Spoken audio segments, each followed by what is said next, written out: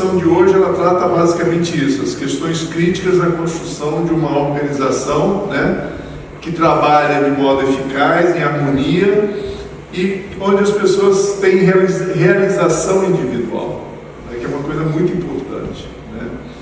Os fundamentos bíblicos para o governo são encontrados dentro da Trindade, né? O Pai, Filho e Espírito Santo, eles sempre dão exemplo de como fazer, né? Jesus veio ser exemplo, e quando nós lemos o relacionamento entre Deus Pai, o Espírito Santo e Jesus, nós encontramos ali, e nós vamos tratar sobre isso, um modelo de como governar, né? De modo eficaz, em harmonia e com plena realização de cada um. Então, os princípios bíblicos que nós vamos tratar, eles não são relativos a uma determinada cultura. A verdade vale para todas as culturas, né? A palavra de Deus é transcultural, ela atravessa todas as culturas. Então, outro objetivo da lição é apresentar a metodologia de Deus de poderes separados, né? As 5 esferas de poder, as 5 esferas de governo humano. Mais um objetivo é o equilíbrio entre a tensão da autoridade executiva e como equilibrar com os demais na participação dos resultados. Ou seja, você tem o executivo e você tem o staff, as pessoas que trabalham com você. Como fazer esse equilíbrio de tal forma que não seja muito centralizado na cabeça e nem que o Estado tenha uma autoridade maior e quebre o poder da autoridade de cima, né? Outra questão que nós vamos falar são os conceitos da Igreja Universal, da Igreja Triunfante e da Igreja Local. Quem aqui assistiu aos áudios? Que tal? Muito bom, né? Longo, muito bons. Então, o primeiro engano mundano que nós vamos tratar é que nós somos informados falsamente que os modelos de liderança e gestão de tarefas devem se adaptar constantemente para manter as necessidades da organização e a cultura local. Ou seja, conforme a cultura vai mudando, a empresa ela tem que ir adaptando, tornando mais democrática, mais rígida, tentando acompanhar a cultura. Isso é o que o mundo diz, né? Mas a verdade é que se a organização foi montada sob o modelo divino, né, que é um modelo saudável de autoridade e gestão, há um equilíbrio, né, da autoridade executiva com a participação de equipe e da divisão do trabalho. Você não precisa estar se acomodando isso, né? Se você já montar a estrutura dentro desse equilíbrio entre a autoridade maior, a participação das pessoas na tomada de decisão e a divisão de trabalho, a coisa vai funcionar, né? Então, na Trindade, que é o nosso modelo de construção, Deus revela uma equipe funcional de coiguais. O Pai, Filho e Espírito Santo, eles são Deus, mas eles têm um objetivo, eles trabalham junto para atingir, né, as metas e tem uma divisão de trabalho. Em Cristo, né, nós estando em Cristo, nós somos chamados para gerenciar princípios de Deus e não normas culturais, né? As normas culturais, elas são criadas pelo ser humano, né, e sob a influência do maligno, né? As culturas podem estar em conflito, mas a verdade nunca vai estar em conflito, né? O bom governo precede a paz, né? A ausência de paz é sinal que houve uma ruptura na estrutura do governo. Sem estrutura, né? Sem um organograma, sem as pessoas entenderem a posição delas, sem regras, sem a definição de autoridade, sem um acordo de relacionamento, o reino de Deus na terra não pode ser implantado, né? O governo divino produz ordem, iniciativa, segurança e progresso. Quando o governo do homem substitui o governo de Deus, nós temos o quê? Exemplo aqui do nosso país: desordem, dependência, perigo, e regressão. A base disso aqui está em Isaías 9, 6 e 7, quando ele diz: porque um menino nos nasceu, foi-nos dado um filho, ser-lhe-á dada a responsabilidade de governar. Estes serão os seus títulos: maravilhoso conselheiro, Deus forte, Pai para sempre, príncipe da paz. Ou seja, o seu governo de paz e de desenvolvimento, de crescimento, nunca mais terá fim. Ele se chefiará com uma justiça e uma honestidade perfeita, desde o trono de seu pai Davi. Trará verdadeira justiça e paz a todas as nações do mundo. Então, nós estamos vivendo essa realidade, quer dizer, foi previsto que Jesus governaria, e nós, como filhos de Deus, somos co-herdeiros com Cristo e co-governantes. Então, assim, não é uma opção para nós termos sucesso optar pelo modelo de governo divino. Já foi previamente estabelecido na profecia, né? Que nós deveríamos seguir esse modelo, só que as pessoas não têm esse discernimento, né? Isso que nós estamos estudando aqui é uma coisa teoricamente nova no meio cristão. Princípios do governo de Deus a serem seguidos por nós, né? A unidade de um propósito, todos caminharem para uma única missão, uma única visão, né? Uma coisa que ele pergunta: você na sua organização, se nós perguntarmos aos membros qual é a missão, qual é a visão, as pessoas sabem. Talvez se nós da Igreja Verbo perguntarmos qual é a nossa visão, qual é a nossa missão, muitos vão ficar, eu não sei. Eu estou indo aqui, eu venho aqui, quer dizer, a gente fala muito, mas a gente talvez continue vindo aqui para se reunir, para esperar uma bênção, buscar uma bênção, para ouvir a palavra de Deus. Ou seja, a gente precisa entender bem qual é o propósito dessa igreja local e como nós devemos nos alinhar a esse propósito, né? Para que a gente tenha isso. Então, o primeiro princípio que nós temos que tomar cuidado é relativo a todos andarem na unidade de propósito daquela organização. Depois a divisão de trabalho, ou seja, o equilíbrio, né, para que todas as funções aqui dessa organização, dessa igreja ou de uma empresa possam operar, né? Servir aos outros é um outro princípio muito importante em qualquer organização: humildade e respeito uns pelos outros. Esse respeito uns pelos outros, ele atende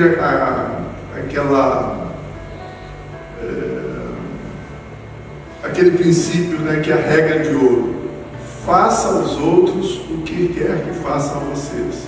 Não sei se vocês estavam aqui na última aula que nós demos o exemplo, né, sobre qual é a melhor forma de você ter a excelência de qualidade dentro de uma organização. Um entender a necessidade do outro e fazer o seu trabalho de forma a atender plenamente aquela necessidade, como se fosse um cliente. O Netson, ele faz um sofá, então ele precisa entender exatamente qual é o modelo, o que aquele cliente quer, para que não haja frustração, né? O carro chegando lá entregando o sofá, não é isso que eu pedi não, pode voltar. Olha, né? Então essa mesma preocupação que o Netson tem de entender bem o que aquele cliente quer para satisfazer, superar, é a mesma coisa que as pessoas aqui dentro dessa organização, um com o outro, nós temos que ter. Quais são as necessidades das pessoas? Quais são as necessidades, por exemplo, da secretaria? A secretaria tem que entender as necessidades dos vários ministérios, ou seja, para que a gente seja excelente. Um não fique frustrado com o outro, né? Então, o modo de governo de Deus produz uma atmosfera de paz, criatividade, permitindo Deus abençoar e capacitar o homem para seguir o seu destino.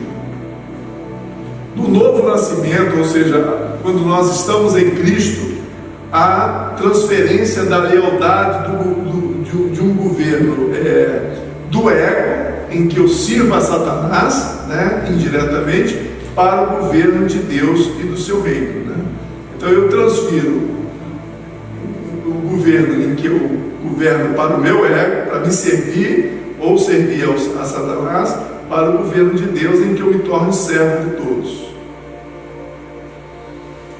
Mateus 6,10, quando ele fala, venha o teu reino, seja feita a tua vontade, na oração do Pai Nosso, define bem claro, a que e a quem devemos nos submeter. Venha o teu reino, seja feita a tua vontade. Reino inclui a autoridade de Jesus e inclui o domínio, em que nós agora fazemos parte do domínio de Deus, porque onde nós colocamos a planta do nosso pé é domínio de Deus. Então ali nós temos que exercer um modelo de governo à maneira de Jesus, se nós estamos conectados com Ele.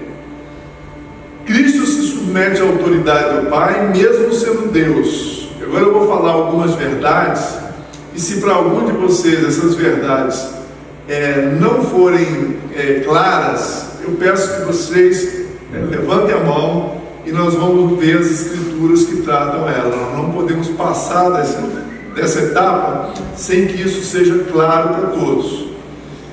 Então, seguindo, o Espírito Santo não está sobre o Espírito Santo está sobre a autoridade do Pai e do Filho, Jesus. Isso é uma afirmação. Segundo, o Filho vive para exaltar o Pai. Jesus vive para exaltar Deus. O Pai vive para exaltar o Filho, Jesus. E o Espírito Santo vive para exaltar Jesus, porque o seu governo é baseado em servir ao propósito de Jesus. Nas organizações, devemos definir as esferas de atuação conforme é o exemplo do reino de Deus, onde o Pai define os planos, o Filho encarna os planos, e os mantém juntos pelo poder da sua palavra. E o Espírito Santo energiza os planos para que eles deem frutos. Eu acho que muitas vezes ao longo da nossa vida a gente vai se alimentando da palavra de Deus, a gente vai ouvindo e a gente não tem noção, da magnitude e da abrangência da palavra de Deus.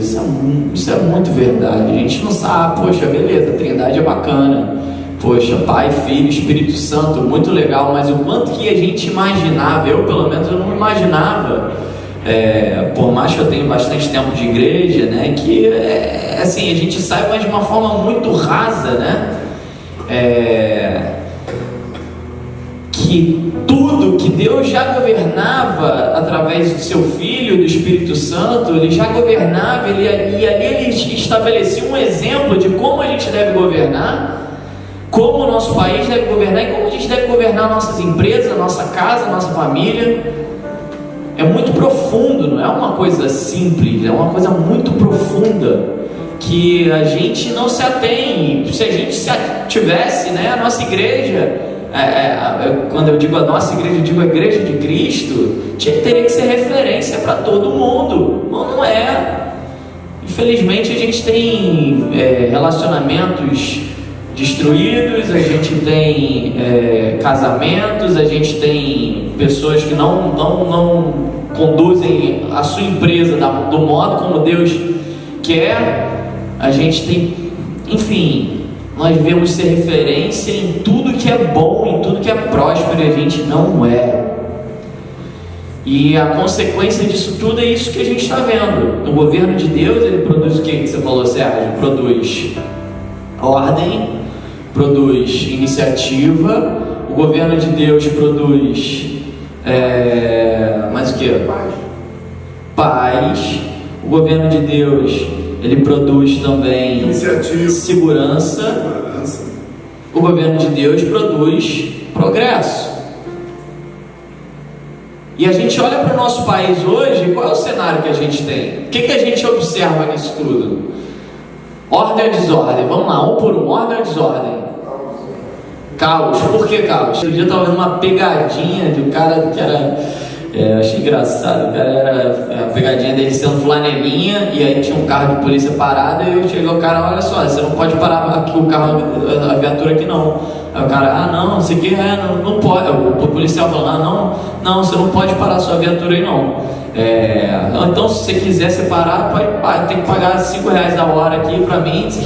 E aí ficou uma coisa meio engraçada, porque o policial falou, como assim tu tá me cobrando? Tipo, mas era justamente isso, era pegadinha. E assim, é o que a gente vê aí, né? E eu trabalho com isso, eu vejo quantidade de produtos falsificados, a gente tá largado, enfim, é desordem, a gente vive num caos. Mas o que? Vocês sabiam que a gente tem no nosso país 700 bilhões é separado para políticas diretas de assistencialismo no nosso país. Então 700 bilhões, isso equivale a mais ou menos 58% do nosso PIB, diretamente políticas assistencialistas. É isso, Bolsa Família, e aí a gente está medindo aqui, não só o cara está desesperado, mas algo que gera dependência. 700 bilhões, ou seja, os outros 40% aí divide para tudo, segurança, educação, saúde, aí o resto a gente tenta fazer o que dá ali, mas os 60% para dar o peixe, não ensinar a pescar. Mas o que? A gente vê até tem um outro candidato aí também, né, que tá propondo tirar o pessoal da SPC, né? Quem já viu essa aí? Poxa, tem umas coisas que não... E como é que vai tirar o pessoal da SPC? Fala pra mim. Pagando a dívida dele. Pagando a dívida como? Não, esse da bala é outro. Mas pagando a dívida dele, como é que paga a dívida dele? Com o nosso imposto. Com o nosso imposto. Ou seja, o banco público vai chegar e vai subsidiar.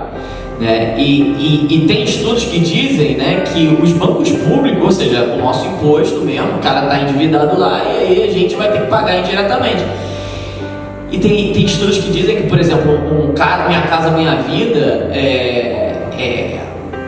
400%, a taxa de inadimplência do Minha Casa Minha Vida é 400% superior a de qualquer outro banco que você vai financiar no banco público. Por quê? Banco privado. Por quê? Porque a Minha Casa Minha Vida, o governo vai sempre dar mais chance, vai sempre dar... Eu não sou a favor de banqueiro não, eu só estou dando um exemplo claro aqui, né, de dependência e de passar a mão pela cabeça, que é o papel do Estado.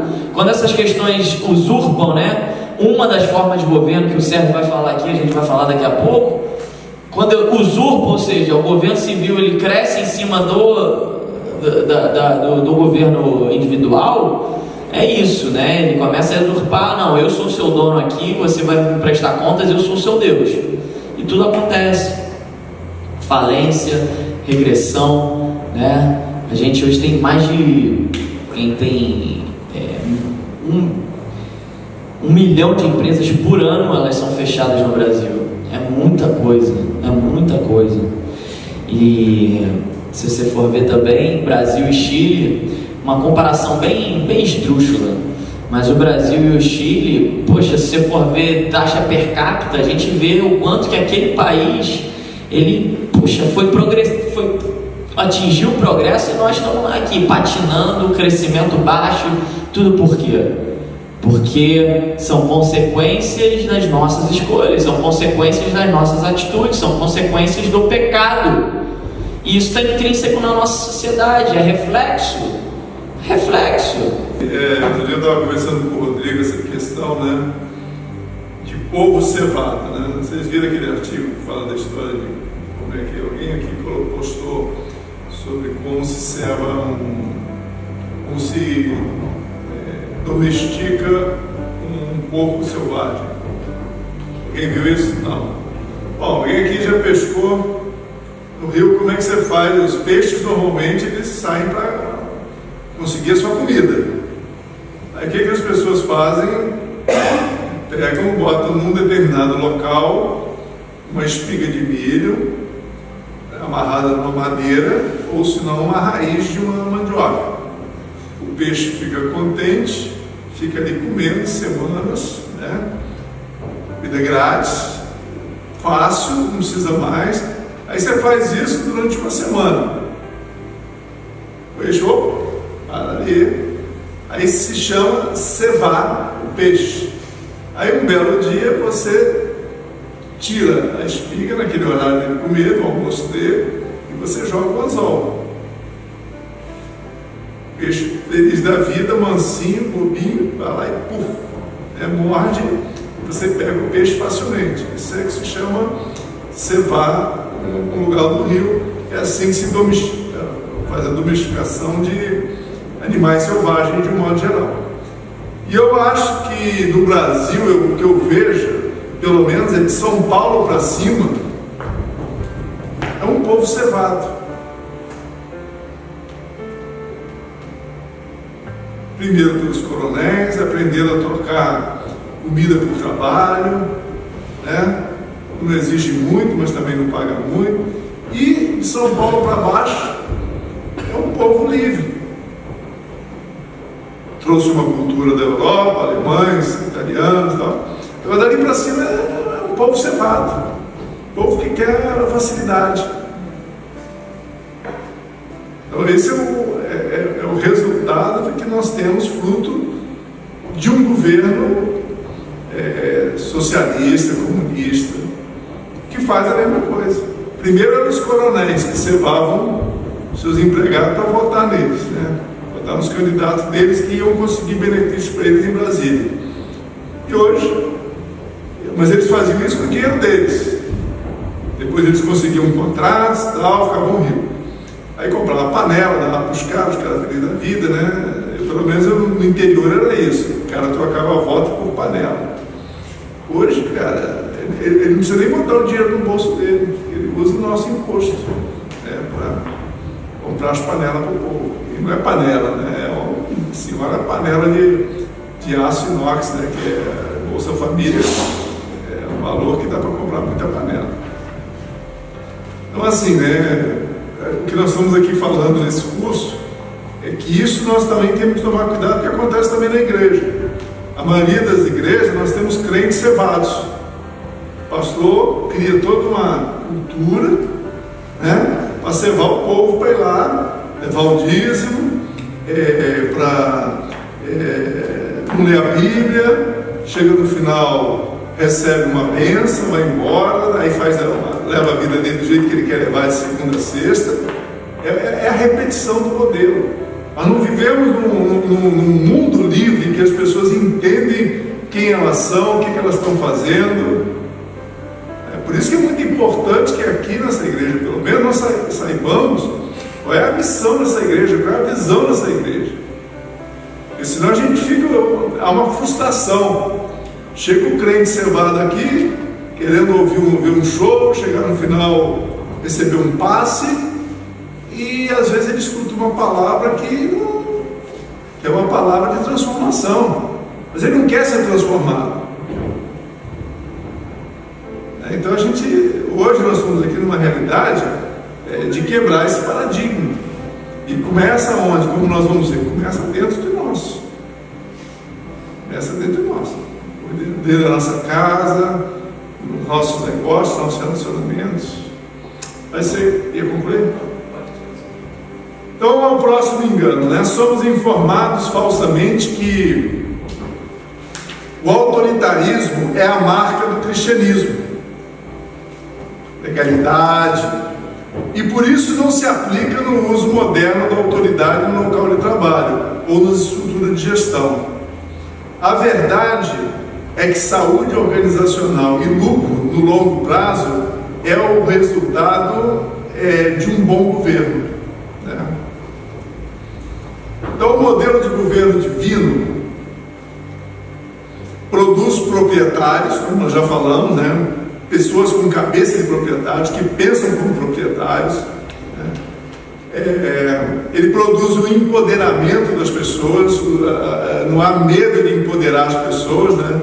Ele produz prosperidade, ao passo que o governo do ímpio produz frustração, desengajamento e pobreza, né? Bom governo ou boa gestão promove serviço mútuo, um para os outros, né? o trabalho é planejado e as pessoas fazendo aquilo que elas foram projetadas para fazer, ou seja, atuando no destino que Deus incutiu dentro delas. Esse destino tem sido incutido dentro das pessoas em Cristo logo que elas aceitam Jesus, né? Isso aí é aflorado. Só que elas precisam ser estimuladas a ouvir de Deus, buscar em Deus e alinhar. Eu me formei em metalurgia, atuava numa área de controle de qualidade, numa fábrica, e o Senhor, na minha conversão, me despertou para atuar no ramo de consultoria, porque Ele me deu um nível de conhecimento, de informação, que talvez se eu estivesse buscando em livros, eu ia demorar 10, 20 anos.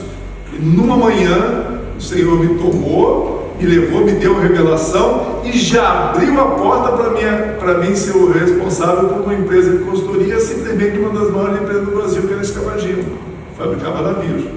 Coisa do Senhor. Antes de completar um ano lá, Ele já tinha me liberado para mim andar sozinho. Que o propósito dele foi o que era que eu me desenvolvesse, aplicasse aquela visão que Ele tinha me dado de governo, e a visão nada mais é do que um governo que você morre para você, como nós acabamos de falar, a morte do ego, e um governo para servir ao próximo, né?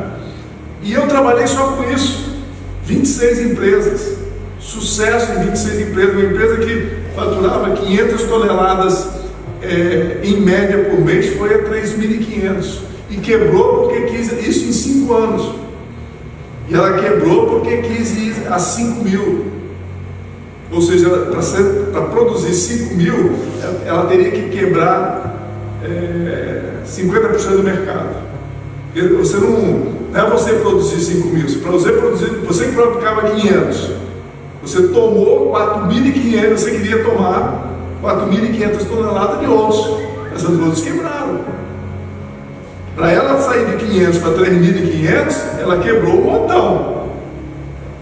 Só que para seguir, ela teria que quebrar uma mexicana junto com uma japonesa. Aí você junta mafioso com poderoso. O japonês tem dinheiro e o mexicano é criminoso, né? Assassino. Então, compraram o pessoal da Mercedes, etc. Aí começou a quebrar a empresa. Então, enfim, o governo deve ter três fontes maiores de energia.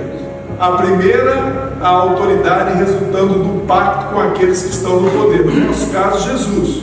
Jesus nos dá autoridade, então ele compartilha a sua autoridade para agir, né? Tão logo nós entramos para o seu reino e nos tornamos, e ele se torna o nosso Senhor. Depois é poder para cumprir esse pacto, né? Você precisa empoderar as pessoas, você precisa dar poder, e o Senhor nos dá, compartilha o seu poder também, para que nós possamos exercer o nosso ministério, né?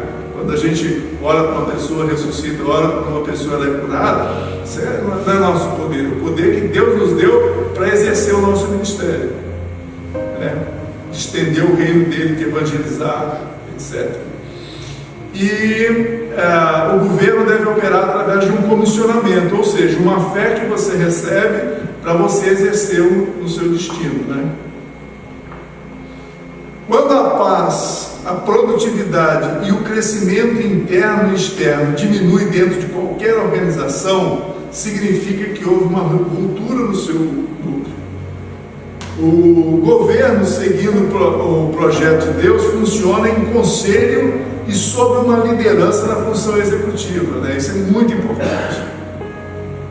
O foco excessivo na direção vertical, né? Ou seja, a centralização, gera o autoritarismo. A ênfase excessiva na participação de todas as decisões gera o igualitarismo, né?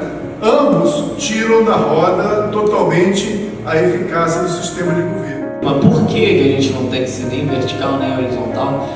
Trindade, olha sempre para a Trindade, modelo de governo de Deus, exemplo de forma de governar. Trindade, ao mesmo tempo em que eles eram iguais, né? Um respeitava o outro e um tinha autoridade sobre o outro. Então, o modelo, como o Sérgio está falando de hierarquia, poxa, o Sérgio já viajou lá para o Japão, ele sabe o quanto isso é importante, né? Essa questão da hierarquia, a gente hoje está perdido por conta disso. Professores hoje em dia não têm mais autoridade, não tem mais respeito em sala de aula, né? As crianças fazem o que quer, né? Os pais hoje em dia também, a mesma coisa. Então, por quê? Porque não tem mais hierarquia, e é importante você ter alguém, uma autoridade. Isso é um modelo bíblico, gente, é um modelo bíblico, mas ao mesmo tempo, né, todos eles trabalham juntos, né? E então não pode ser nada, nenhuma coisa muito vertical, nem algo 100% horizontal. Vai lá que depois eu termino. Ele já posso repassar para você? Não, eu até mandei nessa semana lá no grupo nosso, lá no WhatsApp, uma matéria que saiu lá do STF. Quem chegou a ver? Questão do homeschooling. Alguns de vocês chegaram a ver? Mas chegaram a ler a matéria? Não? Chegou? Homeschooling é uma forma de educação em que hoje ainda não é regulamentado, não é permitido o pai ensinar o filho na escola, né? Quando ele estiver lá, ou seja, o filho na escola não, né? Um método de educação em que o pai ensina o filho. Isso é um método de educação hebraico. Tudo bem. A escola, ela pode ser importante, mas ela é importante, mas a forma hebraica, a forma bíblica de passar treinamento e de discipular as pessoas é através de monitorias, de práticas. O que será que vale mais? Um professor ensinando 60 cabeças, 60 pessoas, ou uma mãe que tem lá 100% do seu tempo dedicado ao seu filho? Tem outras questões em volta, né? Tem a questão de relacionamento, tem a questão que são importantes, mas o Estado ele gosta de dizer o que a gente não pode fazer, né? E isso não é bíblico, né? A melhor forma de discipulado é um discipulado 1 com 1. Poxa, se for 1 com 1 é melhor do que tudo. A única, assim, né, questão, porque eu acho o maior benefício da educação em casa é por você não permitir que o seu filho absorva uma cultura nociva, né? E também o fato da qualidade do ensino. Só que, por sua vez, a sua mãe, ou a mãe, o pai que vai promover esse ensino, que normalmente não dá para os dois trabalharem e ter uma educação em casa. Um dos dois vai ter que ficar para poder conduzir as aulas e os exercícios e etc. Mas imagina a qualidade. Só que tem que ser pelo menos uma mãe ou um pai que tem um bom segundo grau. Eu entendo que o senhor Bruno está falando, porque nós vivemos na nossa cultura paternalista, ou seja, é errado. Então, no caso, possivelmente, a Amanda teve um desenvolvimento porque ela saiu de uma cultura paternalista e foi para um lugar em que ela era menos paternalista e ela se desenvolveu, ou seja, ela foi estimulada a tomar a decisão, tomar a iniciativa, que é o que nós estamos falando aqui, né?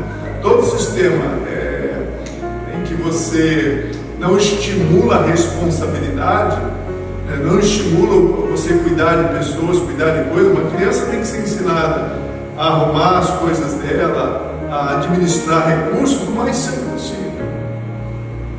Mas na nossa cultura não é assim. Uma mãezinha pega o filho, leva para a escola porque tem medo de pegar ônibus, porque aquele rio é violento, não sei o que lá. E aí fica assim, né? Aí quando vê, se forma, aí vai para o primeiro emprego. Apresenta o trabalho, como é que né? O filhinho entrega qualquer coisa para a mamãe, que lindo, você é um máximo, você é um príncipe. Aí chega lá, que porcaria é essa? Você estudou onde? Pode fazer isso tudo de novo. Aí vai para a sala chorando, chega em casa decepcionado, quê? Então é essa realidade que a gente não entende, que esse tipo de amor é tremendamente maléfico e cruel.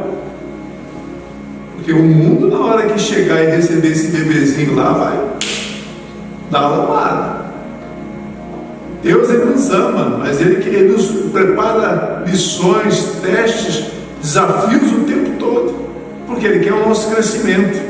Deus pensa a longo prazo, Ele pensa na eternidade.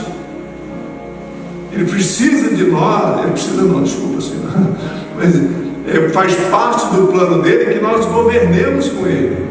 Como é que Ele vai dar responsabilidade de governar sobre uma nação, uma pessoa que não tem experiência nenhuma? Porque nós levaremos nossa experiência. A gente não vai receber um mestrado, doutorado em governo, administração de uma hora para outra. A oportunidade é aqui na Terra. Próximo engano. Somos informados falsamente que as opiniões religiosas sobre uma estratégia global de governo social unificado são inimigo das sociedades democráticas livres. Afinal, cada um tem o direito de pensar e de criar o seu modelo de governo, principalmente dentro de casa. Isso é o que o mundo diz. A verdade é que uma organização saudável enfatiza a saúde em todas as 5 esferas de governo, que é o que nós vamos falar sobre agora.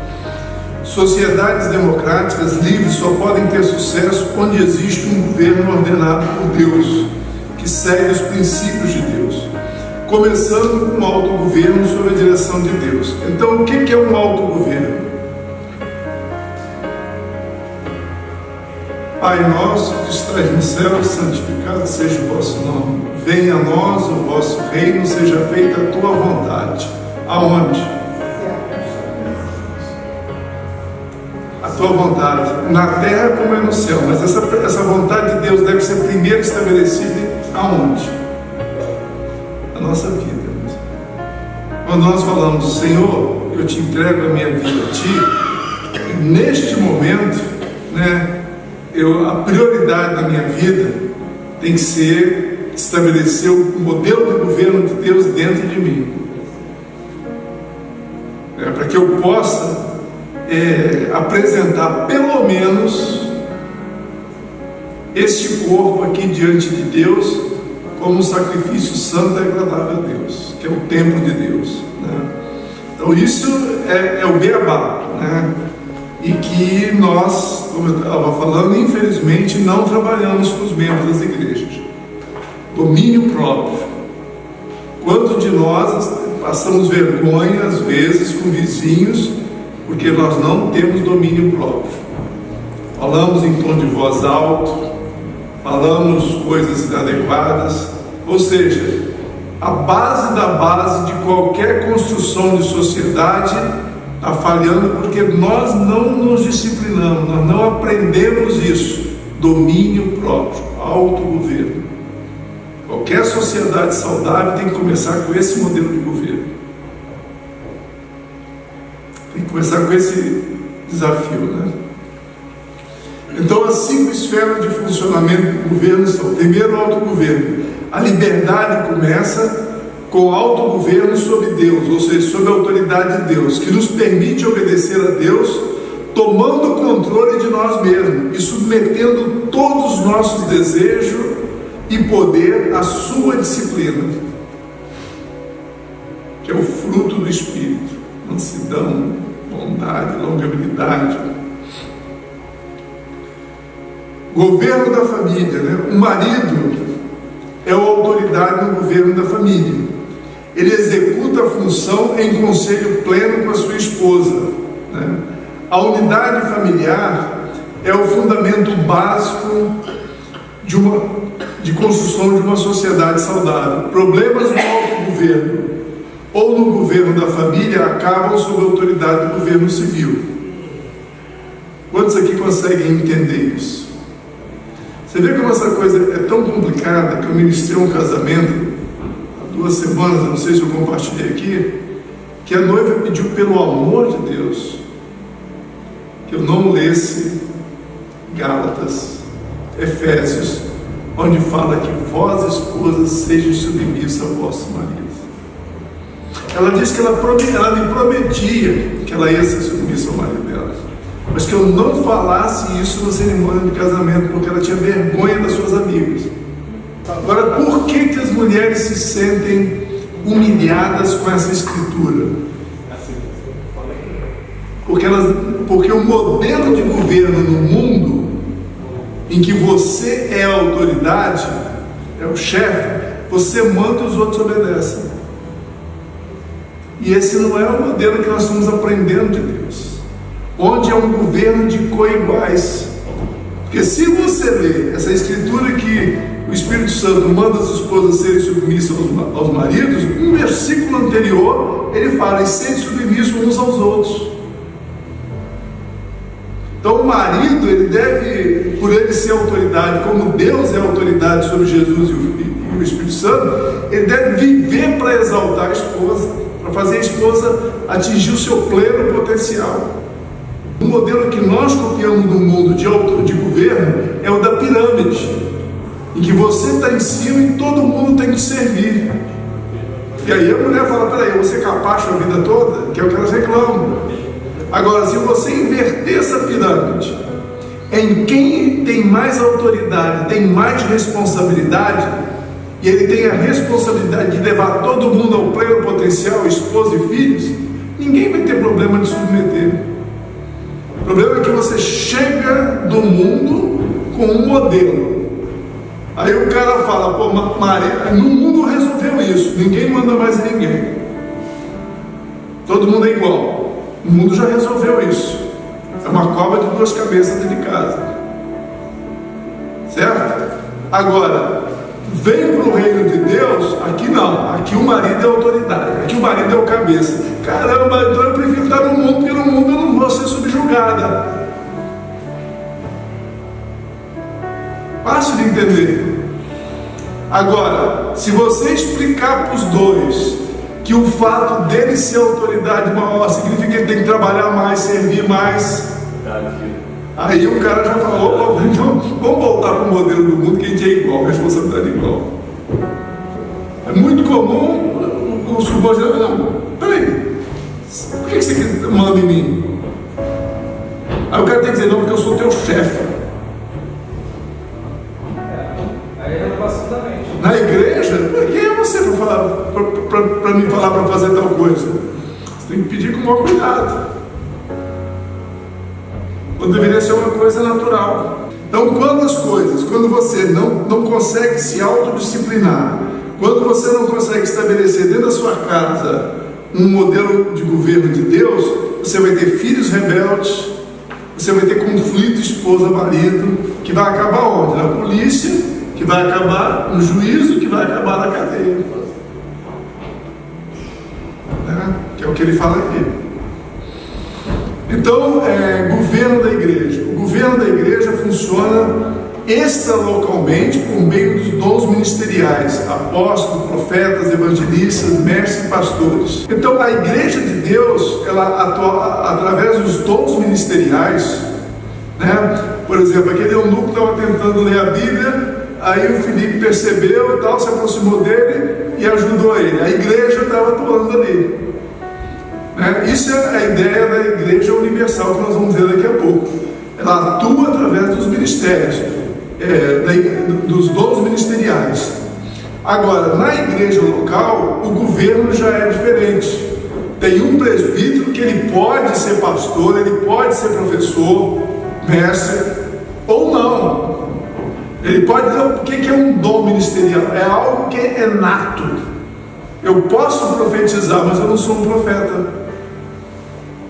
Profeta é aquele camarada que olha para cada um aqui e sai falando tudo que tem que falar. Mestre tem uma habilidade de comunicar que ninguém vai sair daqui com dúvida. Chamado, né, Sérgio? Chamado, né? É um dom ministerial. Agora, um presbítero, qual é a qualificação para um presbítero, um governante de uma igreja?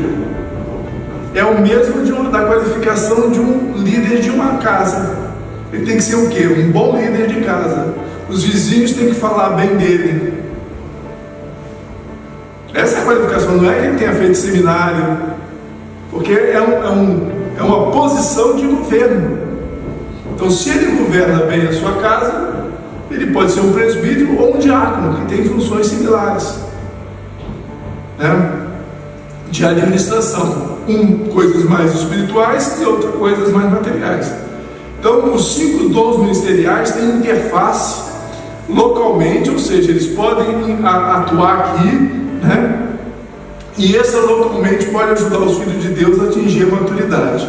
Todos entenderam essa questão da igreja, ou seja, dos dons ministeriais atuarem onde você está atuando no mercado de trabalho, etc. E o governo local, da igreja local, que é feito por presbíteros. Então dizer assim, quem é o governante da sua igreja? É o bispo fulano. O bispo e presbítero é a mesma coisa. Mas é o apóstolo fulano. Você tem um apóstolo que governa também. Mas já, no mundo a coisa é tão louca que criou uma hierarquia, né? A pessoa primeiro é pastor, depois ela acho que é apóstolo, né? É bispo, aí não tem nada a ver. Ou seja, se confunde dons ministeriais com dons hierárquicos. Posição de governo é bispo ou presbítero, são duas palavras que têm o mesmo significado. O resto são dons ministeriais que você pode usar, pode estar numa posição de governo e ter esse dom ministerial ou não. Dúvidas? Dúvida porque o que a gente está falando aqui nenhuma igreja pratica, então tem que ter dúvida. Você não vai encontrar em nenhum lugar Paulo mandando eleger pastores para dirigir uma igreja. Por quê? Quem é o coração de um pastor? O pastor se preocupa em cuidar das ovelhas. Ele não tem cabeça de governo, de administração. Nós temos um pastor que é o Norberto. Se você andar com o Norberto, você vai ver que ele não se interessa por nada que nós estamos falando aqui, porque o coração dele não é de governo. Que ele ama. Daniel, como é que você está, Daniel? Você está bem? Tá. Esse é o coração de um pastor. Então é um chamado. Aí você vai, se você bota ele para governar, ele não gosta de fazer. A mesma coisa é evangelista. Bota ele para ensinar. Ou diferente, eu fui trabalhar uma vez com uma pessoa que era evangelista e só se preocupava com a salvação. E eu tinha um ensinamento da Verbo de fazer de discipular.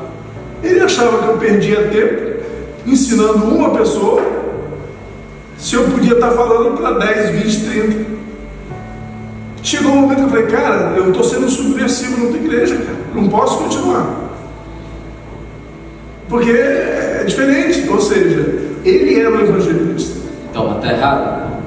Está errado? Não está errado. Não, mas são complementares, é isso aí. São complementares. Mas ele vem com isso e a igreja ela tem que ter parte de mestres para fazer o discipulado, tem que ter. Mas se ele é o governante, ele não vai pensar nisso. Mas se ele é o governante como evangelista, ele não vai aceitar nenhum outro dom se manifestando, porque o negócio dele é salvação. É a pessoa levantar o braço. Então, se você está trabalhando com ele e querendo pegar essas pessoas, ele quer que você continue fazendo evangelismo, salvação também. É que nem a igreja, por exemplo, uma determinada igreja que todo mundo sabe o que eu estou falando, ela tem um chamado que vamos supor que seja certo da libertação. Ela não está preocupada em discipular ninguém. É aquele cara que antigamente fala que ele foi cevado para ir lá para ser liberto. Ele vai ser liberto a vida toda, vai lá e pá, recebe passe, volta para casa, o diabo, né, volta a incorporar, ele volta lá e fica nessa vida. Bom, governo civil é responsável pela manutenção da paz, da ordem, da proteção e justiça para a comunidade da nação. Então o governo civil em nenhum momento ele pode se meter, por exemplo, no judiciário. O governo civil ele não pode se meter no controle de preços de produtos, que está fora do escopo dele, né? O governo comercial tem direitos e responsabilidade na gestão da propriedade privada, a qual é essencial para a maturidade pessoal e social. Aí você me pergunta, mas aí vai ficar o rico explorando o pobre? que é a base de todo o marxismo, socialismo, comunismo. Não, aí você tem um governo civil que garante a liberdade do trabalhador não querer trabalhar com aquela pessoa. Você tem um governo civil que garante oportunidade, facilita oportunidade para aquela pessoa ser um empreendedor, garante dar segurança a ela, para ela produzir e comercializar os seus produtos. No Rio de Janeiro, se você quer abrir uma empresa, estávamos outro dia conversando com um irmão nosso aqui, né, isso tem essa mesma experiência. Ficou quantos meses para poder emitir uma nota fiscal? Um ano. O irmão aqui está não sei quantos meses porque é um galpão, porque a conta de luz dele está no nome de uma pessoa física. O fiscal entendeu que aquele local é residencial e é um galpão. Antes tinha uma empresa lá, só que a pessoa que estava cuidando lá, sei lá, morando lá, era uma pessoa física, então ele pediu uma conta de luz para ligar no nome dele. O fiscal não quer dar o alvará para funcionar uma empresa. Então lá o negócio parado. Isso é interferência do governo civil no governo comercial. Quebra o pobre porque ele não vai conseguir abrir o negócio, não consegue gerar emprego. Isso é o que nós estamos falando aqui, o descontrole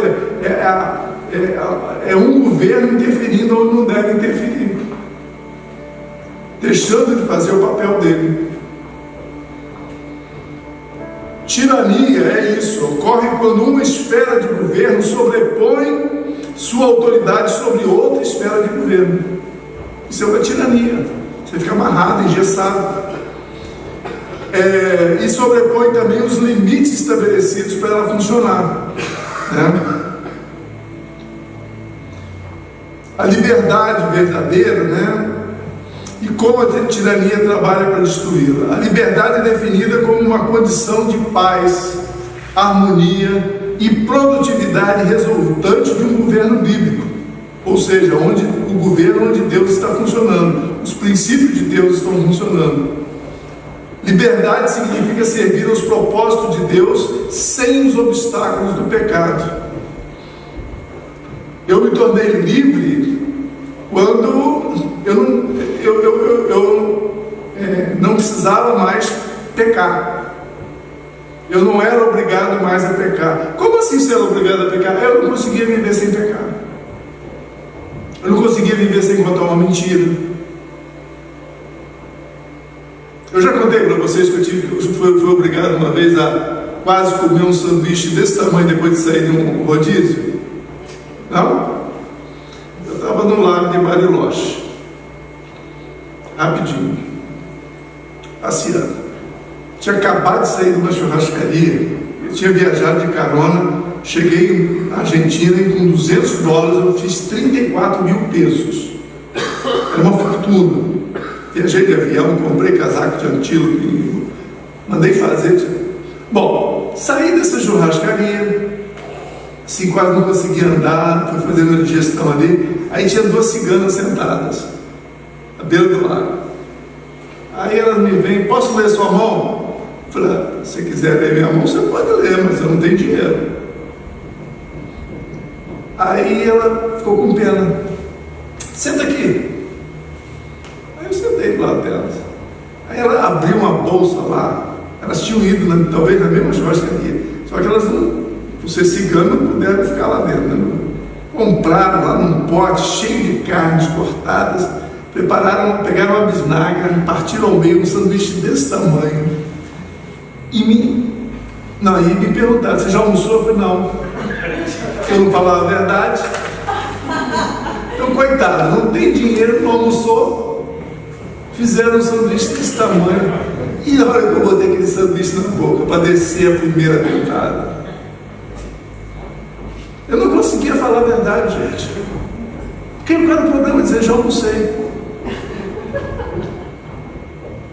Estão rindo? Então, assim, o poder do pecado sobre as pessoas é uma coisa de louco. Então, quando eu aceitei Jesus, eu fiquei livre.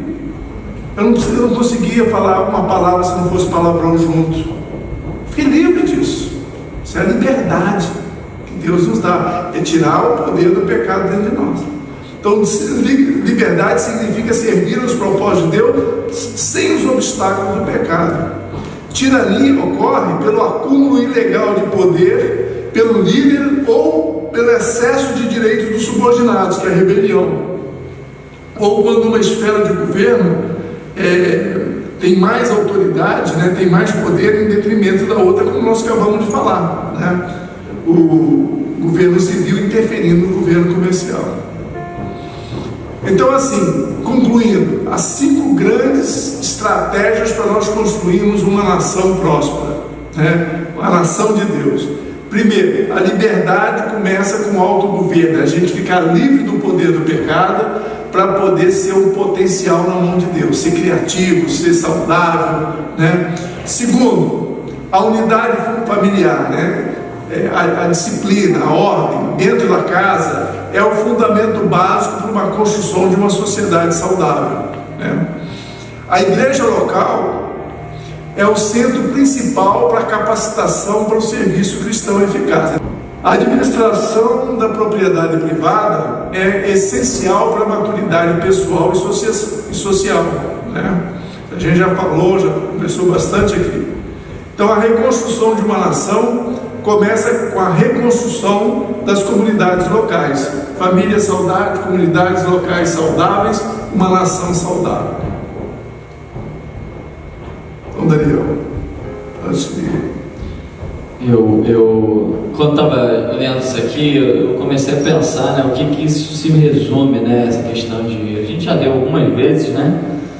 A gente já sabe mais ou menos sobre essa questão já bem de essas 5 esferas de governo. E aí eu comecei a pensar no ponto político, né? O que isso se resume, onde há a prevalecência de cada uma dessas esferas e onde há a diminuição, a redução de cada uma dessas esferas nos partidos que a gente vê aí, nas ideologias que a gente vê aí. Então, nenhum vive, nenhum prega a economia do reino, o método de governo do reino. Então, né, tudo a gente tem que pesar e escolher de fato aquele que mais se aproxima, né? Então, qual é a solução?